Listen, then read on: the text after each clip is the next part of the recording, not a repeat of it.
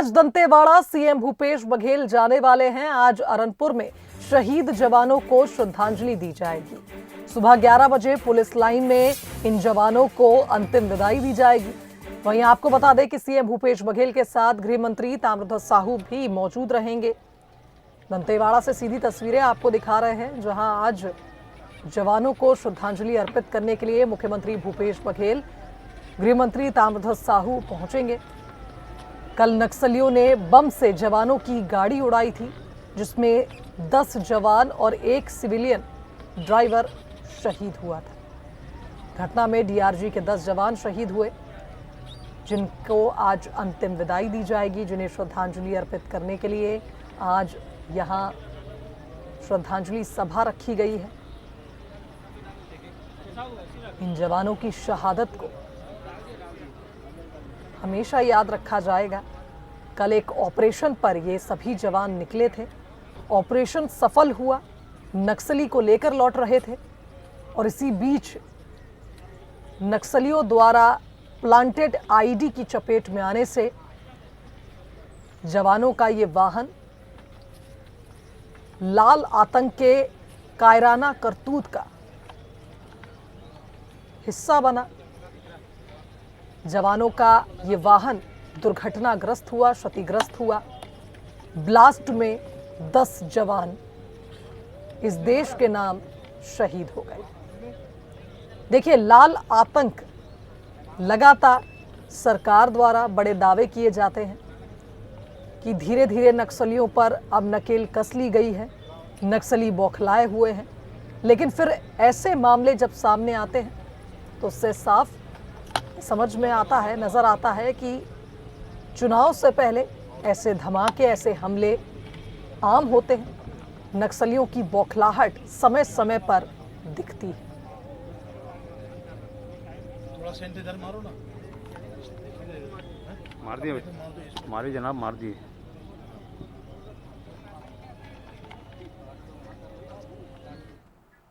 चले, हमारे संवाददाता रजत इस वक्त एक जवान जो शहीद हुए हैं उनके परिजनों के साथ उनके घर मौजूद हैं। जी रजत, हम चाहेंगे कि आप परिजनों से बातचीत करें और हम दर्शकों को भी बताना चाहेंगे कि आप उनके घर मौजूद हैं, जिनका नाम संतोष तामो है, जो कि प्रधान आरक्षक हैं दंतेवाड़ा के। जी बिल्कुल शुभांगी जी, संतोष तामो जो है 2017 में थी और काफ़ी अच्छा लड़ाका इन्हें माना जाता था। और यही वजह थी कि इलाके में जो भी बड़े ऑपरेशंस प्लान होते थे पुलिस के द्वारा, उसमें इसे ज़रूर शामिल किया जाता। बड़े कमेली गांव है, भांसी थाना क्षेत्र का। हम आपको दिखाना चाहेंगे पीछे का जो वो मकान दिख रहा है, इस वक्त आप कैमरे में देख सकते हैं। यही मकान जो है संतोष तामो का जो पैतृक निवास है। कारुणिक पहलू ये है कि आज संतोष तामो जो है हर बार नक्सलियों से लोहा लेकर लौटते थे और आज दुर्भाग्यवश जो है उनका पार्थिव शरीर गांव पहुंचेगा। हमारे साथ उनके भाई हैं, इनका नाम भी संतोष है। जी बताएं, आप लोग एक ही उम्र के थे, भाई भी था, दोस्त भी था, आपको अभी कैसा लग रहा है? बहुत ही दुखद घटना है सर। अच्छा तो नहीं लग रहा है, पर देश के लिए शहीद हुआ है, हम लोग के लिए गर्व की बात है। और ऐसे लोहा लेते हुए हम तो नहीं जानते थे, बहुत अच्छा वो भी था, देश के लिए जान गंवाए, गर्व की बात है। आप लोग बचपन से साथ में थे? जी साथ में थे, पढ़े लिखे एक ही साथ में हैं और दोनों क्लासमेट भी थे। खेलना कूदना एक साथ होता था, बाकी सब ठीक सर। अब क्या करेंगे, अब बस्तर एक ऐसा क्षेत्र है जिनके लिए डीआरजी बहुत अच्छे से काम कर रही है और प्रशासन भी उस हिसाब से अब जो होना था अब तो हो गया है। पर हम लोग को गर्व की बात है कि देश के लिए शहीद हुआ है। उनके घर में और कौन कौन है? उनके भाई है, उनकी मिसेस है, उसका एक बच्चा है, माँ है, भाभी है। कब ये पता चला इस घटना के बारे में आप लोगों को, और उसके बाद कैसे आपने उन लोगों को संभाला? ये शाम को पता चला सर हमको। हालांकि घटना तो 3 बजे हुआ है, बाकी 4-5 बजे हम लोग को मैसेज मिल गया था कि ऐसा हो गया है। तो संतोष के अलावा यहाँ घर में उनके जो लोग रहते हैं उनका गुजारा कैसे चलता है? खेती बाड़ी वगैरह करते थे क्या? हाँ, खेती बाड़ी ऐसी करते थे सर, बाकी इसी के ऊपर डिपेंड थे। अब जॉब में लग गया था तो घर परिवार अच्छा चल रहा था। अब आगे क्या होगा तो ये तो नहीं मालूम। तो जब छुट्टियों में आता था संतोष, तो आपसे वो शेयर करता था कि माओवादियों से कैसे मुठभेड़ हुई, कैसे लड़े, क्या क्या हुआ, ये आपको बताता था? हाँ, ऐसे बहुत कम पूछते थे सर, क्योंकि ये गोपनीय रखा जाता है अपना क्या है। और उस हिसाब से तो बहुत शूटर तो एक नंबर बहुत अच्छा था, इसका शूटिंग जो शूट करने का। और इसी बीच में इसका भी प्रमोशन हुआ था, प्रधान आरक्षक हुआ था अभी जस्ट 1 महीना पहले। प्रधान आरक्षक लाल फीता लगा था। निशाना लगाने में माहिर था संतोष, और इनके परिजनों का कहना है कि फिलहाल जो है घर में मातम का माहौल है, लेकिन चूंकि देश के लिए संतोष शहीद हुआ है, इसीलिए एक मन में इनके जो है संतोष है, और परिवार के जो लोग हैं उनको संभालने की कोशिश की जा रही है। उनकी वाइफ है, छोटा बच्चा है जो रो रो कर निढाल हो चुके हैं। और भी हमारे साथ कुछ लोग हैं, हम उनसे जानने की कोशिश करेंगे। जी बताएं, आप संतोष को आप जानते थे? आप उनके रिश्ते में लगते हैं? आप रिश्ते में लगते हैं, मतलब अपना भाई है, अपना खानदान वाला है। कैसा था? ठीक ही था सर, ठीक था। तो ये जब पुलिस में भर्ती हुआ उसके पहले क्या करता था? उसके पहले खेती बाड़ी करता था, घर में रहता था। अच्छे से फोर्स में अच्छे से था, सुखी खुश ठीक था था? सर, खुश था सर। अच्छा, कभी कुछ बताता था? नहीं, आता तो था सर, लेकिन उतना मुलाकात नहीं होता था। मैं भी काम में जाता था इधर ठेकेदारी में, उतना कभी कभार मिलते थे, बात करता था। अभी क्या स्थिति घर में? अभी सर स्थिति थोड़ा बुरा है और रोना धोना बहुत कर रहे हैं। घर वालों का रो रो कर बुरा हाल है। यहाँ गांव में जो लोग हैं मौजूद हैं वो बता रहे हैं कि घर में मातम पसरा है, और फिलहाल जो है सारे लोग इस बात का इंतज़ार कर रहे हैं कि अंतिम सलामी दिए जाने के बाद जब संतोष का शव यहाँ बड़े कमीली गांव में लाया जाएगा, तब सारे लोग जो है उसे मिलकर एक बार अंतिम सलामी देंगे, और जिसके बाद उनका अंतिम संस्कार इसी पैतृक गांव में किए जाने की तैयारी चल रही है। कुल मिलाकर अगर कहें तो ये काफ़ी अच्छा निशानेबाज था संतोष, और अक्सर नक्सलियों से लोहा लिया करता था, लेकिन इस बार किस्मत ने उन्हें दगा दे दिया और शहीद हो गए हैं संतोष तामो। परिवार के लोग जो हैं काफ़ी दुखी हैं, इस वक्त विचलित हैं, लेकिन कहीं ना कहीं जो उनके नाते रिश्तेदार हैं उनका कहना है कि देश के लिए लड़ते हुए बस्तर में शांति बहाली की प्रक्रिया को पूरा करने की कोशिशों के बीच उनकी शहादत हुई है, और यह उनके परिवार के सारे लोगों के लिए संतोष की बात है। कैमरा पर्सन महेंद्र के साथ रजत वाजपेयी, बंसल न्यूज़, बड़े कमीली। तो देखिए, जिस तरह से रजत ने हमें बताया कि उनके परिजनों का क्या हाल है, जिन्होंने अपने बेटे को, अपने भाई को, अपने पति को खोया है। 10 जवान कल के इस बड़े नक्सली हमले में शहीद हुए हैं, और एक बार फिर लाल आतंक ने धान के कटोरे को लाल कर दिया है। 10 जवानों की शहादत ये देश, ये प्रदेश कभी नहीं भूलेगा। बता दें कि कल जिस तरह से ये बड़ा आतंकी, माफ कीजिएगा, नक्सली हमला हुआ, इस हमले में 10 जवानों के अलावा एक ड्राइवर की भी मौत हुई है। बताया जा रहा है कि सर्चिंग ऑपरेशन के लिए जवान निकले थे। ऐसी खबरें थी कि नक्सलियों का मूवमेंट काफी तेज हो गया है उस क्षेत्र में। एक नक्सली को गिरफ्तार किया था, उसको लेकर अपने साथ लौट रहे थे, और अचानक ही आईडी की चपेट में आने से जवानों का ये वाहन ब्लास्ट हो गया।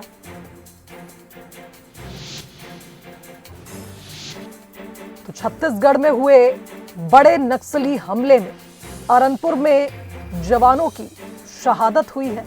10 जवान शहीद हुए, जिन्हें आज श्रद्धांजलि अर्पित की जा रही है। मुख्यमंत्री भूपेश बघेल करीब 11 बजे अरनपुर पहुंचेंगे, जहां सभी जवानों को अंतिम विदाई दी जाएगी, और उसके बाद सभी जवानों के पार्थिव देह उनके गृहग्राम के लिए रवाना कर दिए जाएंगे। इस शहादत को बंसल न्यूज भी सलाम करता है। देश के लिए, प्रदेश के लोगों के लिए लगातार ये जवान शहीद होते आए हैं। नक्सलियों पर नकेल कसने के लिए तमाम ऑपरेशंस को सफल ये बनाते हैं, लेकिन कभी कभी कुछ ऐसे भी इत्तेफाक होते हैं कि काफी दुखद घटनाएं होती हैं और हमारे जवान शहीद होते हैं। वही तो पोर्स छोड़ने आते थे ना, वही पोर्स लोगों को लेने जा रहा हूँ बोल के झूठ बना बना के जाते थे। और कोई मांग सरकार से, बच्चे छोटे हैं आपके? हाँ वही तो बोलूँगी ना, अभी मांग कुछ भी करेंगे ना सरकार लोग तो कैसे करके पालूँ मेरे बच्चे को। अभी कोई देखने वाले नहीं, कोई नहीं, बच्चे लोगों को कोई भी देखने वाला कोई नहीं है, कुछ नहीं, छोटे छोटे बच्चे। अब मैं क्या करूँ, एक ही जन मेरे को मांग करेगा तब तो होगा, नहीं तो मैं कैसे करूँ मेरे बच्चे लोगों को। अभी तो शहीद हो गए हैं इसके पापा, लेकिन हमको भी तो देखने वाले होना है ना। जिस तरीके से जो कल आईडी के माध्यम से मोदी द्वारा पुलिस को नुकसान पहुंचाया गया, अभी जांच के विषय है कहां पर क्या कुछ हमारा जो कार्रवाई में और बेहतर कर सकते थे, जहां पर हमारा कार्रवाई में माओवादी को मौका मिल गए थे, वो जांच के विषय, जांच के पश्चात ही फिर संपूर्ण स्थिति को एक आंकलन करना में संभव हो पाएगा। कल ही तत्काल घटना के बाद फॉरेंसिक टीम जाकर जितना भी एविडेंस वगैरह उधर कलेक्ट कर चुकी है, उसका भी एनालिसिस की जा रही है, उसके बाद फिर स्थिति क्लियर होगा। सर, एक पक्का रोड था तो क्या लगता है बीनीथ द रोड वो प्लांटेड? प्रथम दृष्टि से संभवतः लग रहा है जो रोड के नीचे टनलिंग करके एक्सप्लोसिव लगा गया, जिसके कारण से मतलब डीमेनिंग में फिर ये डायरेक्ट नहीं हो पाए थे। इस प्रकार की क्या कुछ इसमें चैलेंज रहेगा, जो संपूर्ण जो फॉरेंसिक टीम का जो ओपिनियन आने के बाद फिर क्लियर होगा। चलिए एक बार फिर रुक कर लेते हैं। हमारे संवाददाता रजत लगातार ग्राउंड जीरो पर बने हुए हैं और हमें अपडेट दे रहे हैं। रजत, बीजापुर में 2021 की बात है जब एक बड़ा हमला हुआ था और उस दौरान हमने देखा था बड़ी संख्या में जवान शहीद हुए थे। उसके बाद ये कल जो पूरा मामला सामने आया है, जो कल बड़ा नक्सली हमला हुआ है, अब तक का सबसे बड़ा ये माना जा रहा है और एक बार फिर 10 जवान शहीद हुए हैं, बड़ी तादाद में जवान शहीद हुए हैं। आगे किस तरह से कार्रवाई की जाएगी, क्या कुछ एक्शन लिया जाएगा इन मामलों को लेकर, क्योंकि हमने देखा सीएम भूपेश बघेल ने भी एक उच्च स्तरीय बैठक कल बुलाई थी। जी बिल्कुल, आपका अंदाज़ा सही है। इस बात को लेकर संजीदगी बरती जानी चाहिए। आपको याद होगा बीजापुर के जो विधायक हैं विक्रम मंडावी, उनके काफिले पर जब नक्सलियों ने हमला किया था, उसके 3 दिन बाद उन्होंने एक पत्र जारी करके यह कहा था कि भूलवश ये हमला जो है वो काफिले पर हुआ था। दरअसल फोर्स के लोग जो है वो नक्सलियों के निशाने पर थे और इसी धोखे में ये हुआ। कुल मिलाकर अगर कहा जाए, इस पूरे सिनेरियो में देखा जाए तो फोर्स के लोगों को, इंटेलिजेंस का जो विभाग है उनको काफ़ी सतर्क और सचेत रहने की ज़रूरत है। बंसल न्यूज़ ने इस बात को लेकर 4 दिन पहले ही जो है एक इंटीमेशन दिया था कि आने वाला समय जो है काफ़ी कठिन होगा और यही वजह है कि लोगों को काफ़ी सतर्क रहना पड़ेगा। ऐसे वे सारे राजनीतिक कार्यकर्ता जो भीतरी इलाकों में जाते हैं, फोर्स के लोग जो गश्त में निकलते हैं, एरिया डोमिनेशन में निकलते हैं, रोड ओपनिंग के लिए निकलते हैं, उन्हें काफ़ी सतर्क रहना पड़ेगा। यही वजह है कि एक बार फिर जो है जवानों से चूक हुई, SOP का पालन करने में लापरवाही बरती जवानों ने और जिसके बाद काफ़ी जो है बड़ा नुकसान उठाना पड़ा। राजकुमार तामो ये प्रधान आरक्षक हैं, इस वक्त हम उनके घर में मौजूद हैं। हमारे साथ उनकी माँ जो हैं वो यहाँ मौजूद हैं, हम उनसे जानने की कोशिश करेंगे। जी माता जी, हाँ आप बताएं, ये पूरा जो घटनाक्रम है इसके बाद आपको कैसा लग रहा है? संतोष अब कभी नहीं आएगा ये सुन के आपको बेहद दुख हो रहा होगा? दुख तो बहुत ज़्यादा हो रहा है सर, दुख तो बेहद है। हर किसी के घर से कोई बच्चा, बेटा बेटी, जवान, पति जाता है, हर किसी को दुख होता है। लेकिन हम दुख के साथ एक हमारे साथ गर्व भी है सर कि हमारा जो बच्चा इस घर का जो है वो शहीद हो गया है देश के लिए, जनता की सेवा के लिए, जनता के रक्षक के लिए लड़ते लड़ते अपने हाथ में वो शहीद हो गए हैं सर। इस बात का हमको गर्व भी है और गर्व है सर कि हमारे गांव से एक पहली बार जो देश के लिए लड़ते गया वो मतलब अपनी जान को दे दिया है, प्राण दिए। और मैं तो सभी को, उन माँ को लोग को भी मैं वो करती हूँ। तो देखिए, परिजन दुखी हैं, परेशान हैं, रो रो कर उनका बुरा हाल है, लेकिन कह रहे हैं कि ये गर्व की बात है कि हमारा बेटा, हमारा भाई, हमारा पति देश के लिए शहीद हुआ है, देश की सेवा करते हुए शहीद हुआ है। एक बड़ा हमला कल नक्सलियों ने सुरक्षा बलों पर बोला था, टनलिंग कर एक्सप्लोजिव को सड़क के नीचे दबाया था और जैसे ही उस पर से वाहन गुजरा, एक जोरदार ब्लास्ट हुआ जिसकी चपेट में आने से 10 जवान शहीद हो गए। दंतेवाड़ा में कल ये बड़ा नक्सली हमला हुआ, 10 जवान और 1 ड्राइवर शहीद हुआ। जिन्हें आज अंतिम विदाई दी जाएगी। बताया जा रहा है कि नक्सलियों ने इस पूरे हमले को पहले से ही प्लान किया था। इधर गृह मंत्री ताम्रध्वज साहू और सीएम भूपेश बघेल ने अधिकारियों के साथ कल बैठक की। मुख्यमंत्री ने कल एक उच्च स्तरीय बैठक बुलाई थी, जिसमें अब इस मामले के बाद आगे क्या एक्शन लिया जाए, इस पर विचार किया गया। केंद्रीय गृह मंत्री अमित शाह से भी कल मुख्यमंत्री ने इस विषय पर चर्चा की थी, क्योंकि लगातार जैसे जैसे समय नजदीक आएगा, ऐसे हमले छत्तीसगढ़ में आम होते हैं जब चुनाव नजदीक होते हैं। पलनार इलाके में आज जिस वारदात को अंजाम दिया गया है, हम इस वक्त घटनास्थल पर मौजूद हैं। आप देख सकते हैं वाहन के परखच्चे उड़े हैं। ये जो पुलिस के लोगों ने ये जो दूरी नापी है, ये 100 मीटर से अधिक है। ये वाहन का इंजन बताया जा रहा है। इसके अलावा और छोटे छोटे पार्ट्स जो हैं वो जगह जगह पर बिखरे हुए पड़े हैं, दिखाई दे रहे हैं। और ये पूरा इलाका जो है ये नक्सलियों के प्रभाव क्षेत्र वाला आज भी माना जाता है। मौके पर कुछ देर पहले पहुंचे बंसल न्यूज़ के रिपोर्टर अनीश जो है वो इस वक्त हमारे साथ हैं। हम उनसे जानने की कोशिश करते हैं। अनीश, बताएं ये पूरा घटनाक्रम आपके नज़रिए से कैसा है? जी, बता दूं कि जवान सर्चिंग पर निकले हुए थे। वहां से गाड़ी में ही वापस आ रहे थे। दंतेवाड़ा जाने को डीआरजी के जवान थे, 10 जवान थे और प्राइवेट गाड़ी थी जो गामा गाड़ी थी वह थी। और लगभग नक्सलियों ने बहुत बड़ा विस्फोटक प्लान करके रखा था, जिस पर कि पुलिस की गाड़ी पहुंचती है और उनके द्वारा ब्लास्ट किया जाता है। बता दें कि 100 मीटर पहले ही यहाँ से लगभग एक तो आमा त्योहार का जो नाका लगाया जाता है, वहाँ पे नाका लगा हुआ था। वहाँ पे गाड़ी धीरे होती है और जो भी फोर्स के जवान रहते हैं वो डिटेक्ट हो जाते हैं और उसके बाद यहाँ पर नक्सलियों के द्वारा ब्लास्ट करके उनको उड़ा। आपने कई घटनाओं को इस तरह से रिपोर्ट किया है, आप इस घटना को कैसे देखते हैं? क्या अलग आपने इसमें देखा? ये तो बहुत बड़ा फेलियर है एक तरीके से देखा जाए इंटेलिजेंस का, क्योंकि अब मेन रोड पर जितना ग्रिप बना लिया था पुलिस ने, आशा नहीं थी कि मेन रोड में ऐसी घटना कभी दोबारा नक्सली कर पाएंगे, जितने कैंप्स बैठाए गए हैं अंदरूनी क्षेत्र में। और ये घटना देख के लगता है कि लंबे समय से प्लानिंग की गई थी। जैसा कि यहाँ सड़कों में अंदर बारूद का जाल बिछा हुआ है और यहाँ कोई ना कोई बड़ी चूक हुई है एक बार फिर से पुलिस से। मतलब इसका अंदाज़ा आप लगाइए कि यहाँ से करीब 100 मीटर नापा गया है इंजन की दूरी और वहाँ एक बॉडी पड़ी थी जो करीब यहाँ से 100 मीटर और दूर है। तो बहुत विवश घटना थी। घटना से ठीक पहले बताया जा रहा है कि इस गाड़ी ने अपनी 2 गाड़ी जो पीछे आ रही थी उनको ओवरटेक किया था। उसके बाद ये गाड़ी चपेट में आई है। तो निशाने पे अगर ये ओवरटेक नहीं करती तो शायद दूसरी गाड़ी होती। जितनी मात्रा में बारूद लगाया गया था उससे यह क्लियर हो रहा है कि घटना स्थल जहां पर यह विस्फोट हुआ है वहां से करीब करीब 150 मीटर दूर जो है एक जवान का शव जवानों ने बरामद किया है। यहां से जो रेस्क्यू टीम यहां पहुंची है और इससे ये अंदाज़ा लग रहा है कि 50-60 किलो से अधिक का विस्फोटक निश्चित तौर पर इस्तेमाल किया गया होगा। कैमरा पर्सन महेंद्र के साथ रजत वाजपेयी, बंसल न्यूज़, जगदलपुर।